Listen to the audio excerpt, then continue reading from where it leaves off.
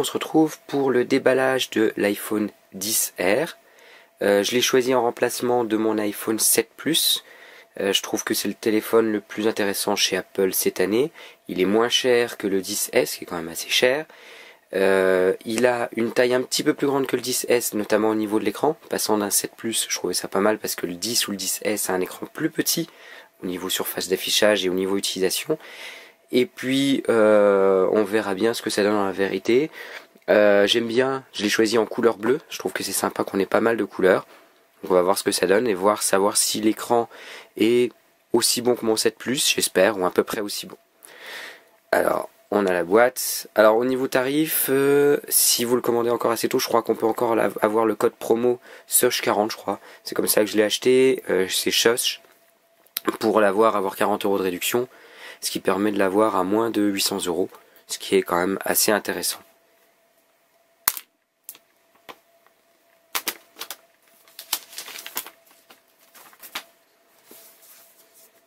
Donc la boîte classique, donc c'est comme on voit dans la pub avec le beau fond d'écran qui va prendre tout l'écran. Alors on va voir ce qu'on a à l'intérieur de la boîte. Si ça veut bien s'ouvrir. On voit pas tout de suite le téléphone, c'est la nouveauté maintenant chez Apple, bah, ça fait peut-être 1 ou 2 ans, mais avant on voyait tout de suite le téléphone. Là on a déjà les petites notices. Donc à l'intérieur, on va avoir le bonjour, la petite explication dans différentes langues, le petit utilitaire pour enlever la carte SIM, et puis les petits stickers Apple qui sont pas de la couleur de l'iPhone, c'est dommage. Donc on a l'iPhone, on regardera après. On a le câble, la prise de recharge, les écouteurs. Vous avez le câble de recharge, mais comme vous le voyez, cette année, il n'y a plus l'adaptateur qui permet de brancher n'importe quel casque sur la prise du téléphone. Alors, on va prendre le téléphone maintenant, c'est ce qui nous intéresse le plus. Donc voilà le téléphone, donc on va enlever la protection. Donc en bleu, alors avec la caméra on verra peut-être pas forcément, là ça fait un bleu plus vif comme je vois sur l'écran. C'est un bleu assez pâle, c'est pas du tout le même bleu qu'on avait sur l'iPhone 5C.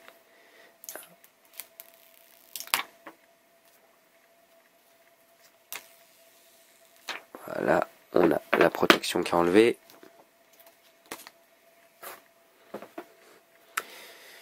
Donc au niveau, là c'est bien, on a tout l'écran, donc on n'a plus de boutons sur lequel on peut appuyer dessus.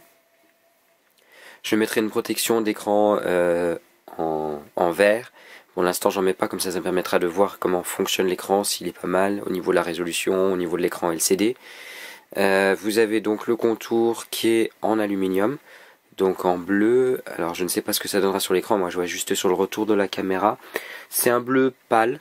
L'aluminium, là, ça fait un bleu plus foncé sur le retour de la caméra. Mais c'est assez joli, je dois dire. Ça change quand même des iPhones classiques. Et puis là, donc vous avez le dos, donc qui est bleu pâle aussi, qui est assez joli. Donc c'est pas un bleu aussi vif que ce qu'on avait sur l'iPhone 5C. C'est un petit peu dommage, c'est ce que j'aurais bien aimé.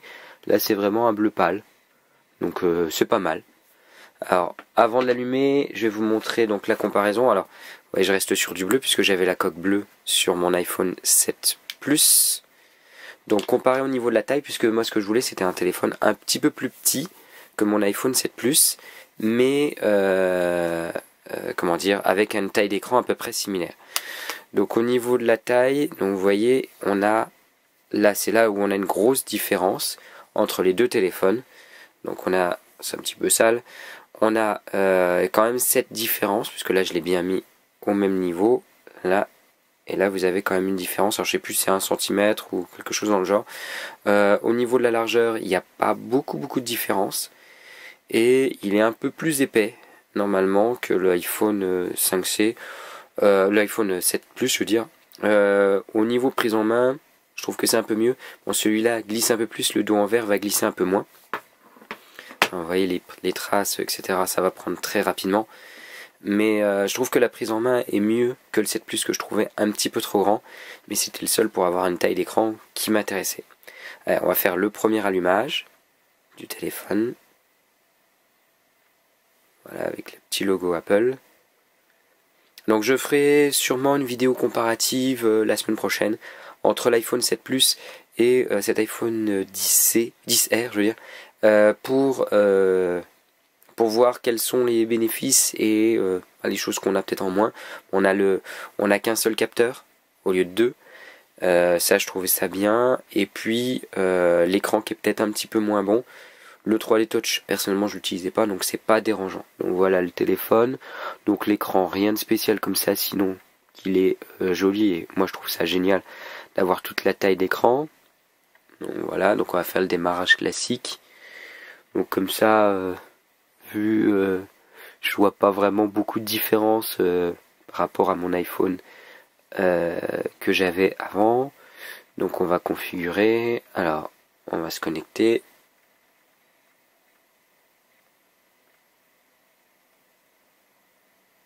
Voilà, donc on est connecté et il va pouvoir faire l'activation. J'espère que ça prendra pas plusieurs minutes, de toute façon ça sera coupé au montage si ça prend trop longtemps. Donc, mais l'écran vu comme ça, je vois rien de spécial. Quand je regarde, si on regarde là, quand je zoome sur l'écran, sur le 4h36, même s'il n'est pas à l'heure, ça a l'air d'être tout à fait correct. Alors on va mettre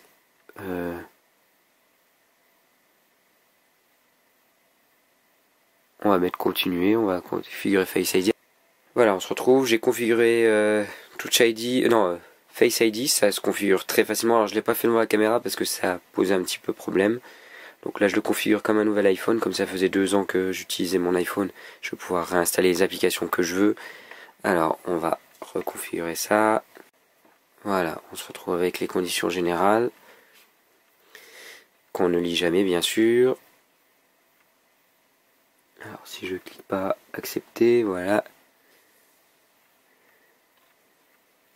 Configuration classique d'un iPhone, mais pour ceux qui éventuellement n'auraient jamais eu l'iPhone depuis quelques années, vous pouvez voir à peu près comment ça fonctionne. Donc, au niveau de la prise en main, c'est pas mal. Bon, on va pas se mentir, vu la taille d'écran, moi je ne pourrais pas l'utiliser à une main. Il faudra l'utiliser obligatoirement à deux mains, comme l'iPhone 7 Plus, alors que l'iPhone 6, 7 à taille classique, en version plus, je pouvais l'utiliser à une main. Je sais pas par contre si l'iPhone 10 ou 10S on peut l'utiliser à une main, mais je pense que ça doit être un peu trop grand puisque de toute façon on a quand même toute cette surface là à utiliser pendant qu'il configure. Donc je vous montre donc les boutons classiques, hein. Donc toujours de l'aluminium, c'est assez bien, ça tient bien. Je trouve que la surface là à l'arrière c'est plus, ça colle un peu plus. Alors c'est peut-être parce qu'il est nouveau et que on avait le petit autocollant de protection qui était dessus, donc du coup ça colle un petit peu plus, mais j'ai l'impression que ça tient mieux que l'aluminium. Voilà, alors là, les dernières configurations, donc continuer, l'iPhone à jour bien sûr, je veux qu'il me fasse les dernières mises à jour. Voilà, Apple Pay, je le conserve, je le configurerai plus tard.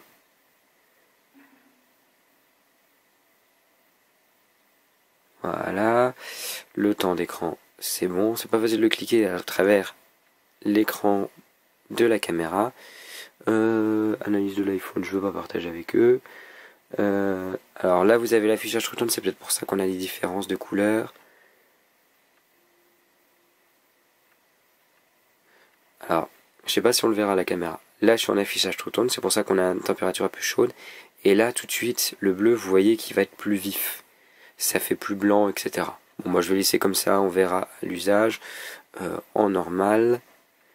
Donc on a toujours la version, si vous ne voyez pas bien. Alors, par contre, la version agrandie ou version normale, ça change pas grand chose cette année.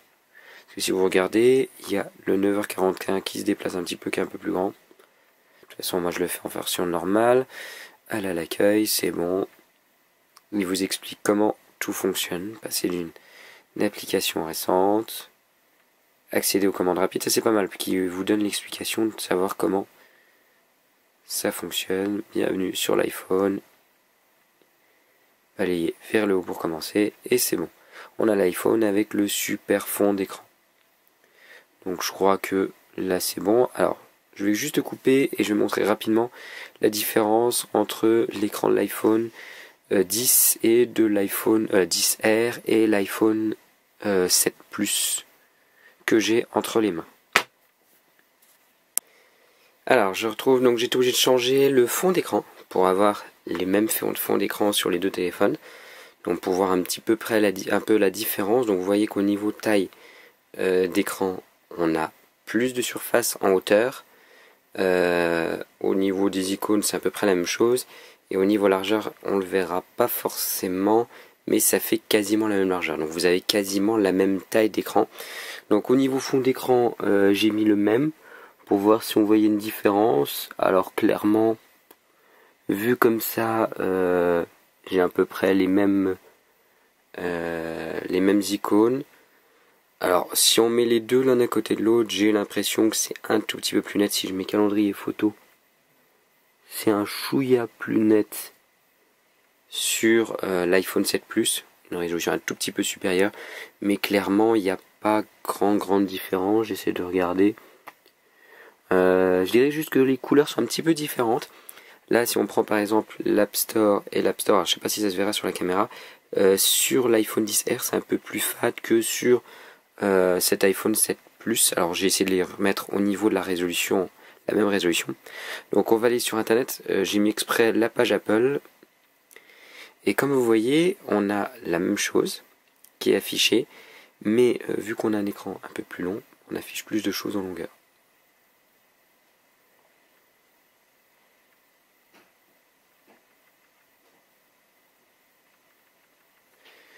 Comme je le disais, au niveau des fonds d'écran, c'est la seule différence que j'ai vue. Vous allez là, les fonds d'écran.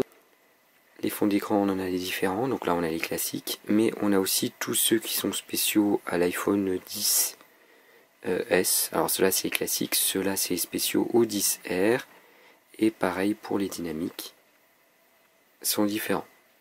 Voilà, je vous remercie, on se retrouvera dans une prochaine vidéo sûrement pour comparer cet iPhone 10R face à l'iPhone 7 Plus, voir ce que ça donne au niveau différence.